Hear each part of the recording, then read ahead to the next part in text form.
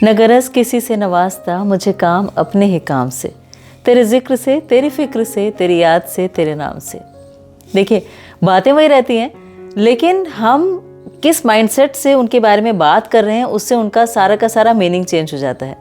अब इसी बात को भगवद गीता 4.24 से रिलेट करें तो ऐसा लगता है कि अर्जुन के लिए कही गई है कि भगवान उसे यही समझा रहे हैं कि सिर्फ अपना माइंडसेट चेंज कर लो अर्जुन, फिर जो भी तुम करोगे वो तुम्हारा डिवोशन ही होगा, वो तुम्हारा यज्ञ होगा, क्योंकि वो तुम अपने सेटिस्फेक्शन के लिए नहीं कर रहे हो और उससे तुम्हारी कोई कार्मिक रिएक्शन भी नहीं लगेगा। इसीलिए तुम्हारा जिक्र, तुम्हारी फिक्र, तुम्हारी याद, तुम्हारा नाम, वो सब डिवोशन में कन्वर्ट कर लो।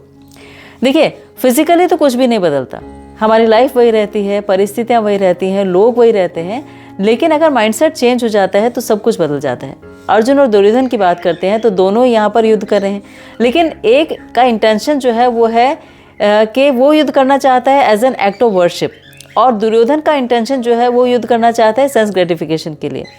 और इसी वॉर सिचुएशन को अगर एक मिल्क प्रोडक्ट से कंपेयर करें तो मिल्क प्रोडक्ट सेम है, जैसे दूध भी मिल्क प्रोडक्ट है और दही भी मिल्क प्रोडक्ट है।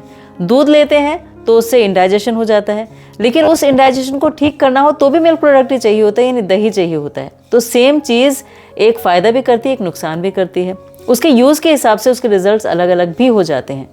अब इस युद्ध में अलग अलग तरीके से हम देखते हैं तो वार फ्रंट पर अर्जुन और दुर्योधन की डेस्टिनी भी तो बदल रही है।